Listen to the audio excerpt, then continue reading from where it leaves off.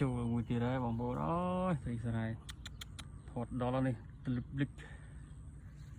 ចូលមួយទៀតហើយថតអេមសេមវ៉ាขนาดត្រីស្រែអេមបងប្អូនអើយខំកាច់ទៀតណាខំកាច់ហ៎ខំកាច់នៅអេមត្រីទី2ចយមកត្រូវហេតុតែហ្នឹងត្រីទី2ត្រីស្រែលេងតាមស្រូវពីខូចវាទឹកលិចអេមត្រីទី2ថ្ងៃចិត្តលិចទេសភាពអេមសេមតែម្ដងបាន2អេមសេមអូจะไปក្រោមយ៉ាសេម